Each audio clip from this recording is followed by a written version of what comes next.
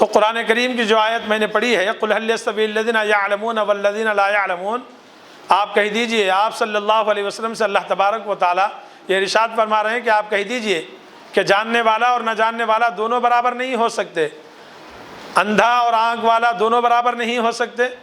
تو اسی طریقے سے اللہ تبارک و تعالیٰ کہتے ہیں کہ جو جاننے والا ہے، جو علم حاصل کر چکا ہے، وہ نہ جاننے والے کو راستہ بتا سکتا ہے، وہ لوگوں کو یہ بتا سکتا ہے کہ دیکھو تمہارے اعمال غلط ہیں، تم اس طریقے سے کام کر رہے ہو جو اللہ کو ناراض کرنے والا کام ہے۔ تو اسی زندگی کے اندر ہم کو سب سیکھنے کی ضرورت ہے۔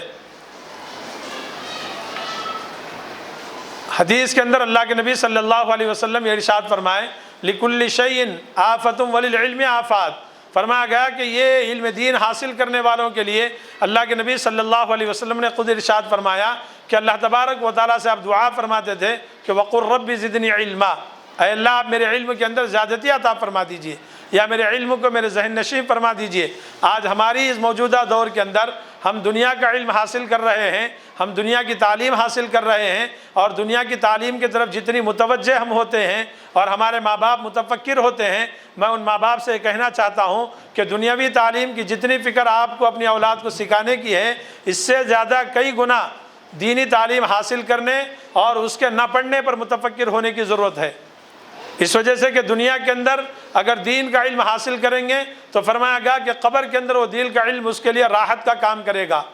اور قبر کے اندر اس کو راحت والی زندگی اللہ تبارک و تعالیٰ عطا فرمائیں گے۔ اور اسی طریقے سے فرمایا گیا کہ جو بچہ قرآن کا علم حاصل کر رہا ہے یا حفظ کرتے کرتے اس کا انتقال ہو جاتا ہے تو اللہ تبارک و تعالیٰ قبر کے اندر فرشتے کو متعین کرتے ہیں کہ اس وقت تک فرشتہ اس کے پاس رہتا ہے جب تک کہ وہ مکمل حافظ نہیں بنتا۔ اور دنیاوی تعلیم کی کوئی مثال آپ ایسی نہیں دے سکتے کہ ڈگری پڑھ رہے تھے، ابھی ان کو جو ہے ماسٹرز کرنا تھا، ان کی تعلیم مکمل نہیں، اس سے پہلے یہ دنیا سے چلے گئے، تو کوئی قبر کے اندر فرشتہ نہیں آئے گا ان کو ڈگری دلانے کے لیے، کوئی ماسٹر قبر کے اندر نہیں کرائے گا۔ تو اسی لیے فرمایا گیا کہ قرآن کا علم اتنا اہم علم ہے کہ اس علم کو حاصل کرنے والے دونوں جہاں کی کامیابی اور آسمان کے فرشتے اور زمین کے اندر رہنے والے کیڑے مکوڑے اور سمندروں کے اندر رہنے والی مچھلیاں، ان انسان کے لیے، ان طالب علم کے لیے جو قرآن کا علم حاصل کرتے ہیں، اللہ تبارک و تعالیٰ سے ان کے حق میں مغفرت کی دعائیں کرتے ہیں۔ سمجھ میں آ رہی بات؟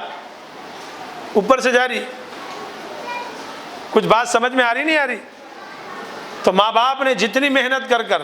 صبح اٹھ کے تمہارے لیے ٹفن کا انتظام، تمہارے لیے ناشتے کا انتظام، تمہارے کپڑوں کا انتظام، اور تم کو صاف ستھرا بنا کر مدرسے کو بھیج رہے ہیں، تو ہم اس مدرسے سے صاف ستھرے بن کر کچھ دین کا علم اپنے سینے میں لے کر اور کچھ دنیا کا علم اپنے سینے میں لے کر اگر اپنے گھر کی طرف جائیں گے تو گھر کا ماحول سدھرے گا اور گھر کے اندر تعلیم کی برکت آئے گی، اور اس سے اللہ تبارک و تعالیٰ دونوں جہاں میں ان گھر والوں کے لیے باعث برکت کا ذریعہ بنائیں گے۔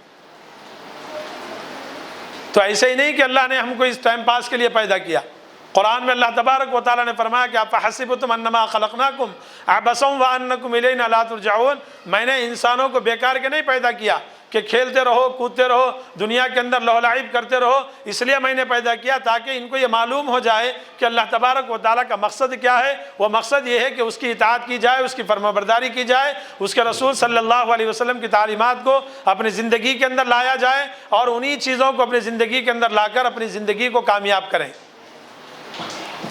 میں دو چار مثالیں آپ کے سامنے رکھوں۔ رئیس المفسرین، یعنی مفسر کا مطلب ہے کہ قرآن کی تفسیر کرنے والے، حضرت عبداللہ بن عباس رضی اللہ تعالیٰ عنہ کے متعلق لکھا ہے کہ آپ کو معلوم ہوتا کہ کسی صحابی کے پاس ایک حدیث ہے، اس حدیث کو حاصل کرنے کے لیے وہ صحابی حضرت عبداللہ بن عباس رضی اللہ تعالیٰ عنہ اپنے مکان سے پیدل نکلتے اور وہ انصاری صحابی کے مکان کے سامنے بیٹھ جاتے جب تک کہ ان سے وہ حدیث حاصل نہ کرتے، اور جب وہ حدیث حاصل ہو جاتی اس کے بعد پھر اپنے مکان کو آتے اور اس حدیث کو اپنی کتاب کے اندر لکھ دے اور اس کا پوری دنیا کو یہ بتا دیتے کہ علم حاصل کرنے کے لیے میلوں کا سفر صحابہ کرام کرتے تھے۔ حضرت ابو ہریرہ رضی اللہ تعالیٰ عنہ کے متعلق لکھا ہے کہ پڑھتے بے ہوش ہو جاتے۔ پوچھا گیا کہ کیا ہوا، کیوں بے ہوش ہو گئے؟ کہتے کہ بھوک کی شدت اتنی تھی جس کی وجہ سے مجھے نہ بیٹھا جا رہا تھا نہ مجھ سے پڑھا جا رہا تھا، جس کی وجہ سے بے ہوش ہو جاتے، اور جب ہوش آ جاتا تو پھر اس دین کا علم حاصل کرتے۔ امام احمد رحمۃ اللہ علیہ کے متعلق لکھا ہے کہ ٹوپیاں بن کر اور اپنے کپڑوں کی ٹوپیاں بن کر اس کو بازار میں لے جا کر بیچتے اور اس سے اپنا فاقہ اور اپنی زندگی کو گزارتے اور دین کا علم حاصل کرتے، اور کبھی یہ نہ کہتے کہ میں دین کا علم حاصل کرنے کے لیے لوگوں کے پاس میں طلب کروں کہ لوگ میری مدد کریں۔ اپنے ہاتھوں سے کام کر کر لوگ صحابہ اکرام رضوان اللہ علیہم اجمعین دین کا علم حاصل کرتے تھے۔ آج ہم سے یہ نہیں کہا جا رہا کہ تم صبح میں پڑھنے کے لیے آؤ اور شام میں کسی دکان پر جا کر کام کرو۔ ماں باپ تم سے صرف اتنا ہی چاہتے ہیں کہ تم مدرسے کے اندر رہ کر با اخلاق بنو، تمہارے اخلاق اتنے اچھے ہونے چاہیے کہ اپنے بازو کے گھر والوں کے بچوں میں اور ہمارے میں پڑھنے والوں میں اتنا بڑا فرق ہونا چاہیے کہ آپ کی گفتگو اتنی عمدہ ہونی چاہیے کہ لوگ دیکھ کر یہ کہنا چاہیے کہ واقعتاً یہ مدرسے کے پڑھنے والے بچے ہیں۔ یہ چیز ہماری زندگی کے اندر ہونے کی ضرورت ہے کہ مدرسے کے اندر آنے کا مقصد یہ ہے کہ اپنے آپ کو تبدیل کرنا، اپنے آپ کو بھول جانا کہ دنیا سے ہمارا کوئی تعلق نہیں۔ دین جب تک نہیں آئے گا، قرآن جب تک اپنے سینے کے اندر نہیں آئے گا، اس وقت تک ہم دنیا کے بارے میں سوچیں گے نہیں۔ جب قرآن آئے گا تو دنیا خود بخود ہمارے پیچھے پیچھے آ جائے گی۔ اسی لیے اکابر علماء نے اپنی کتابوں میں لکھا ہے کہ دنیا کی زندگی کے اندر جو بچہ قرآن کا علم حاصل کرتے کرتے اس دنیا کے اندر محنت کرتا ہے تو اللہ تبارک و تعالی رسول اللہ صلی اللہ علیہ وسلم کے ذریعے سے کہتے ہیں کہ ہم اس کے رزق کی ذمہ داری لیتے ہیں۔ یہ اللہ تبارک و تعالیٰ نے رسول اللہ صلی اللہ علیہ وسلم کے ذریعے سے ان بچوں کے لیے کہا ہے۔ تو یہ معصوم ہیں کہ تمہاری دعائیں اللہ تبارک و تعالیٰ رد نہیں کرتا۔ تم سے کہا جاتا ہے کہ نماز کی پابندی کرو تو ہم کہتے ہیں کہ میں پڑھ پڑھ کے تھک کے آئی ہوں، اور جب گھر جاتے ہیں تو بیاگ ایک طرف، جوتے ایک طرف اور اسکارف ایک طرف، برقع ایک طرف، اور پڑھ گئے اور پوچھا گیا کہ عصر کی اذان ہو گئی نماز پڑھو تو کہتے ہیں کہ میں ابھی آئی ہوں، بہت ٹائم ہے، 6 بجے تک پڑھ سکتے ہیں یا 6:15 تک پڑھ سکتے ہیں۔ یہ ہمارے مدرسے کے پڑھنے والے بچوں کا حال ہے،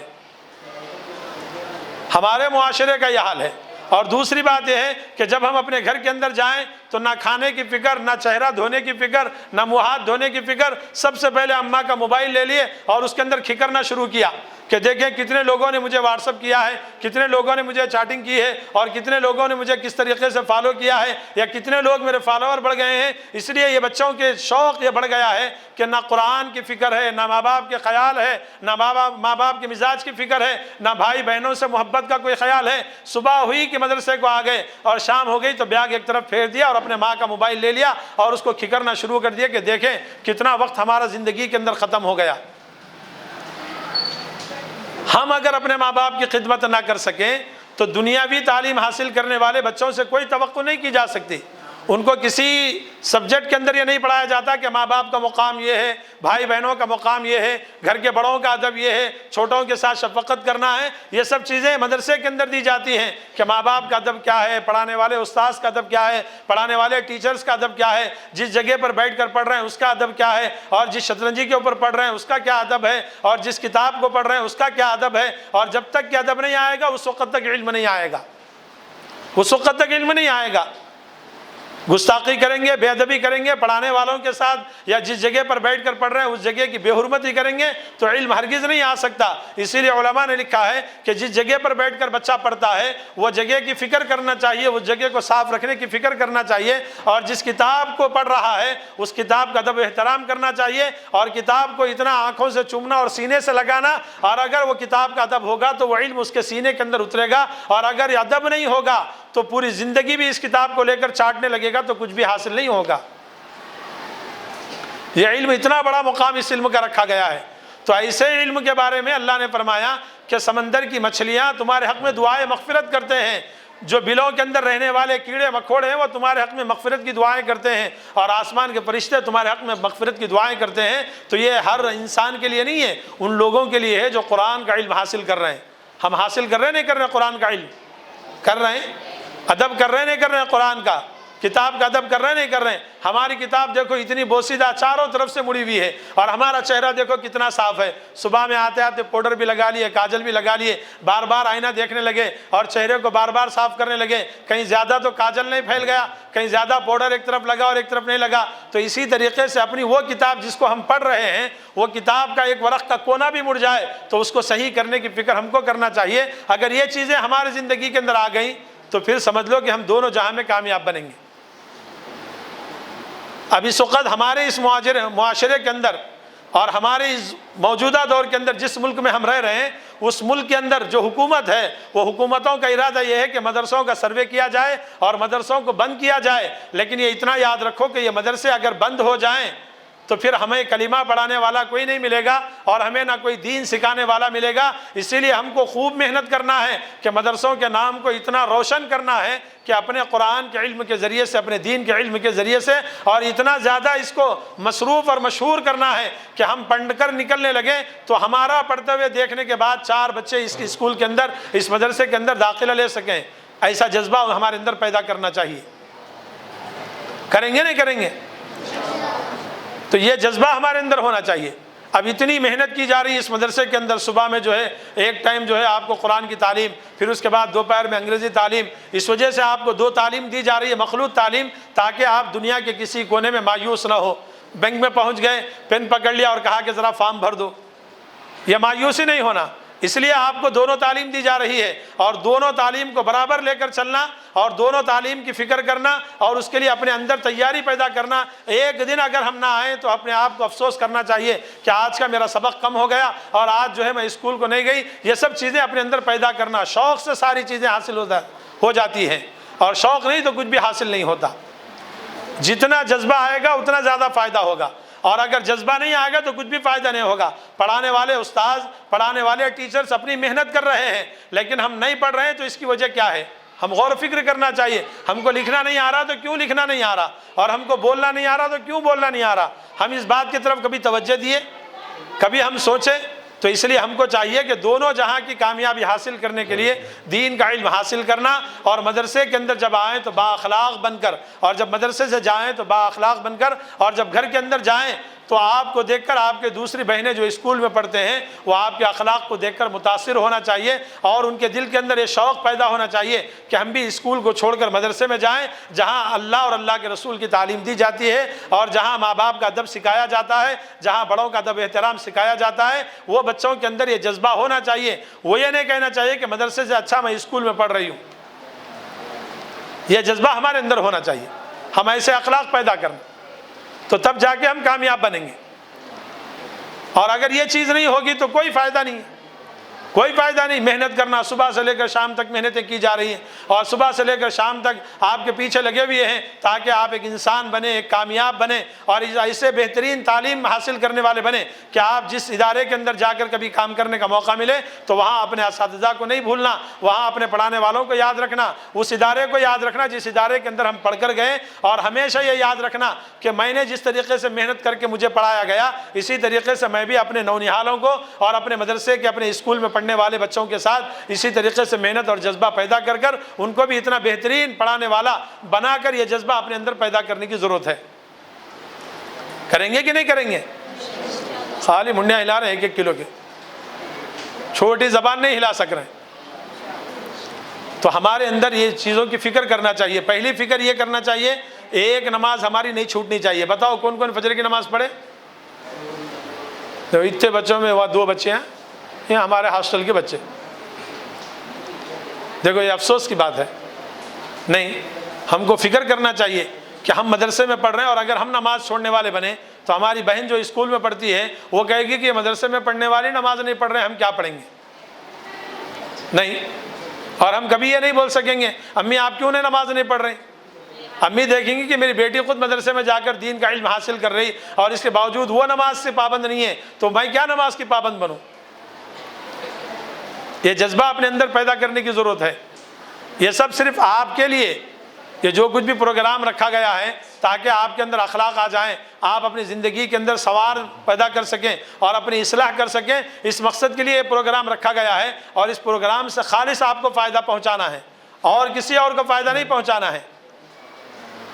نماز کی فکر کرنا، ہمیشہ باوضو رہنا، اور اپنے ماں باپ کا خیال کرنا، ماں باپ کی فکر کرنا۔ ماں باپ دن رات محنت کر رہے ہیں، اور اتنی محنت کر کر 1-1 روپیہ جوڑ کر تمہاری تعلیم کے اندر خرچ کر رہے ہیں، تو تمہارے لیے ہر چیز کی سہولت میسر کر رہے ہیں، تو کیا ان ماں باپ کے لیے نماز پڑھ کر اللہ کے سامنے دعا نہیں کر سکیں گے؟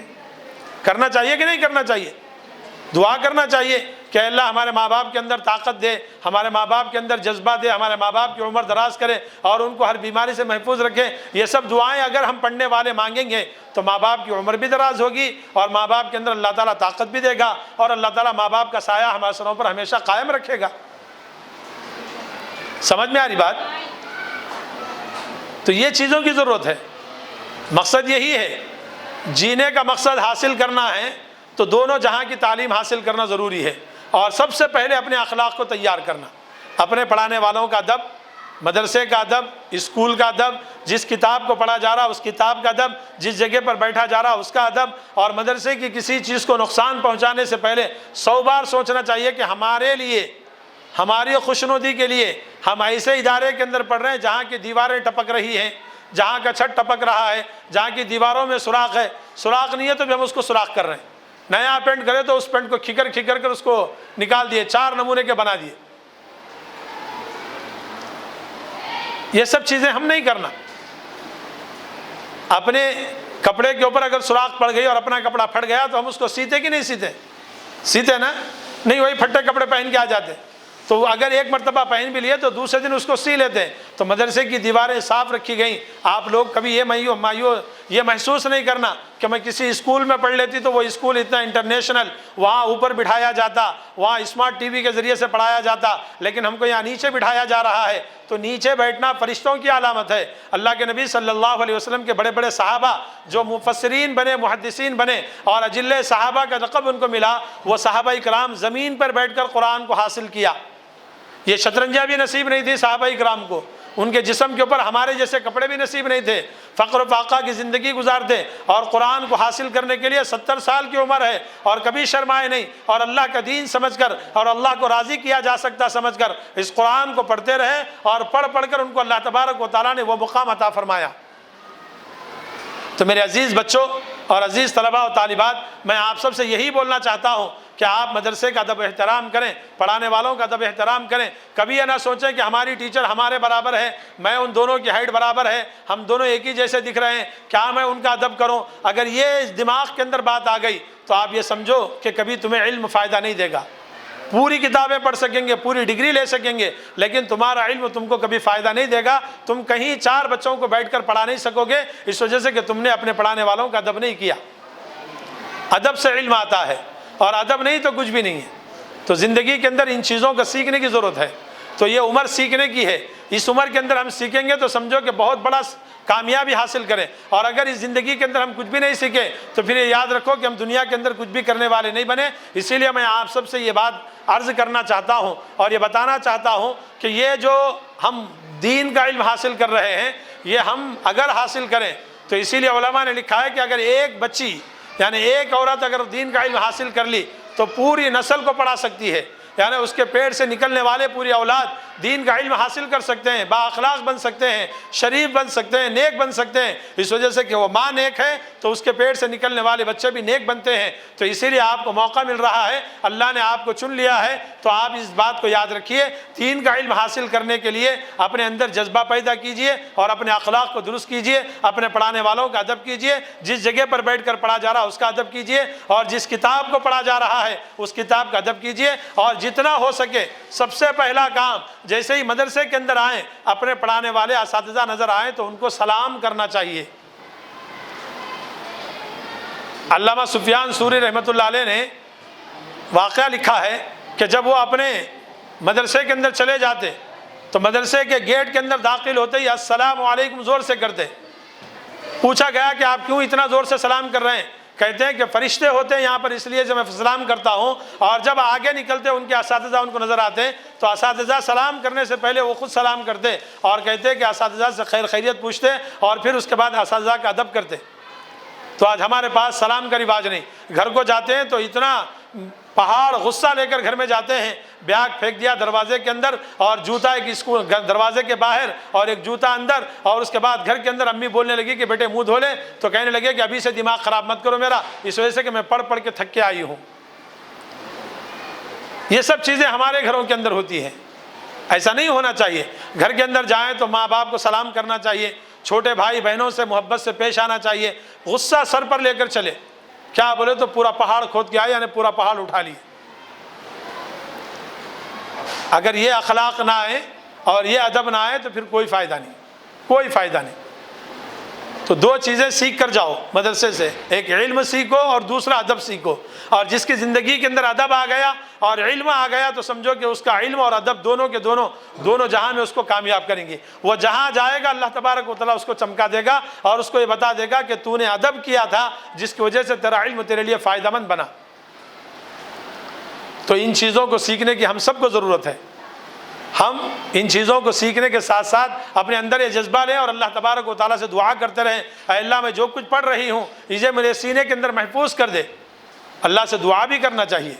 تو جب اللہ سے دعا کریں گے تو اللہ تبارک و تعالیٰ آپ کی محنت کو قبول بھی کرے گا اور دعاؤں کو قبول کر کر آپ کو بہترین پڑھنے والا حافظ بھی بنائے گا اور دونوں جہاں کا علم آپ کے سینے کے اندر منتقل کر دے گا، اور جس کی وجہ سے آپ دونوں جہاں میں کامیاب بنیں گے۔ تو نماز کی پابندی کے ساتھ دعا ہوگی، نماز نہیں ہوگی تو دعا نہیں ہوگی۔ خالی دعا کرو گے تو کوئی بھی نہیں کرتے، بولے کہ تم کونے میں بیٹھ کے دعا کرو گے تو وہ بولتے کیا دعا کروں۔ تو جب نماز پڑھیں گے تو دعا کرنے کا جذبہ پیدا ہوگا، جب وضو کریں گے تو نماز کا جذبہ ہوگا، جب نماز پڑھیں گے تو دعا کا جذبہ ہوگا، اور جب دعا کریں گے تو آپ کے چہرے کے اوپر اللہ تبارک و تعالیٰ غیر معمولی نور عطا فرمائے گا، اور اس نور کی عوض میں اللہ تبارک و تعالیٰ آپ کے علم میں برکت دے گا۔ تو کیا کیا کام کریں گے؟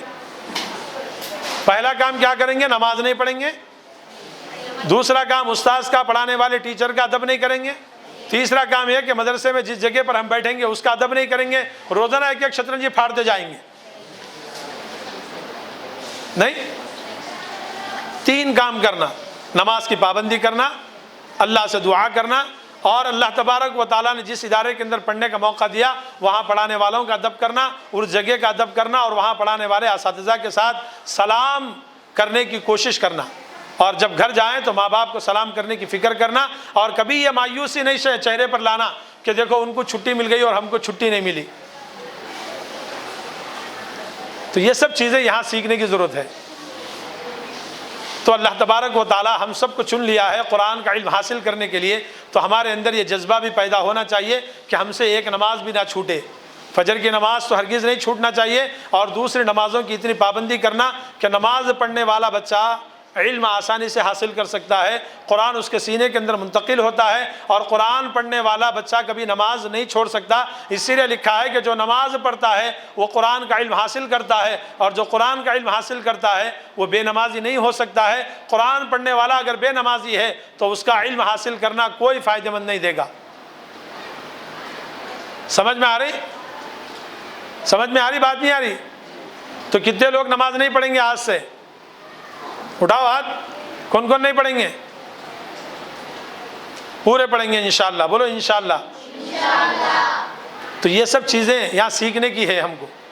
یہاں سیکھنے کے لیے آپ کو بٹھایا گیا، اتنے مدرسے کے بچوں میں سے آپ کو چن کر یہاں بٹھایا گیا، اس وجہ سے کہ تم بڑے ہو رہے ہیں دن بدن۔ اب ایک ایک دن جیسا جیسا تمہارا کٹ رہا ویسے ویسے تم اوپر کو جا رہے ہیں، تو جب اوپر کو جائیں گے تو اچھی اچھی چیزیں ہمارے اندر آنی چاہیے، اور جب تم اچھی اچھی چیزیں سیکھیں گے تو تمہارے نیچے جو چھوٹے چھوٹے بچے ہیں وہ بھی آپ کو دیکھ کر سیکھنے والے بنیں گے۔ اور اگر ہمارے اندر یہ جذبہ نہیں ہوگا تو پھر کیا فائدہ کہ ہم مدرسے کے اندر آ کر کچھ حاصل نہ کر سکیں۔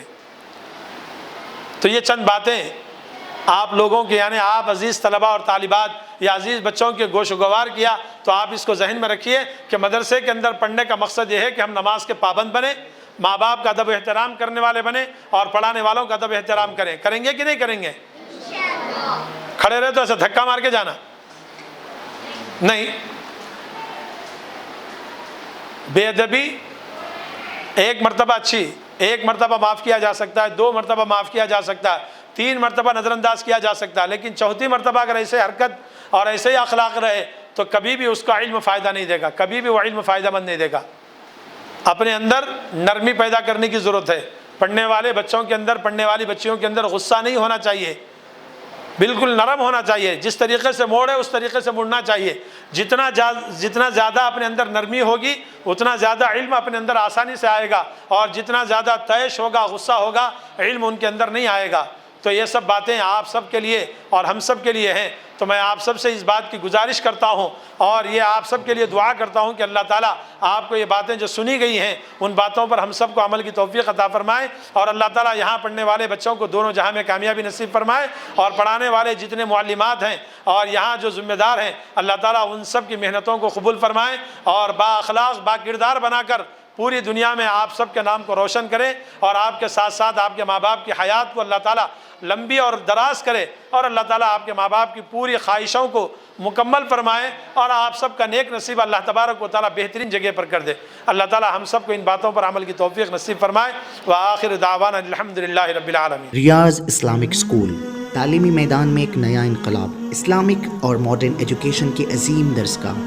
23 سالہ تجربے کے بعد طلبہ و طالبات کے لیے ریاض اسلامک اسکول پیش کرتا ہے حفظ قرآن، ناظرہ قرآن، قاعدے کے علاوہ نرسری تا 10ویں جماعت تک کی تعلیم کا بہترین نظم، بچوں کے لیے ہاسٹل کی سہولت، مستحق طلباء کے لیے خصوصی رعایت، طلباء و طالبات کے لیے علیحدہ کلاسز کے معقول نظم، خصوصی computer classes, hard where and soft where training, بچوں میں تحریری اور تقریری صلاحیتوں کو اجاگر کرنے کے لیے ہفتہ واری پروگرام، قابل اور مشفق اساتذہ کرام کی نگرانی میں بہترین تعلیم نظم، صبح 8 بجے تا شام 4:30 بجے، داخلے جاری ہیں، اجلت کیجیے۔ Riyaz Islamic school, opposite lane, new SR petrol pump, Vatepally, Hyderabad.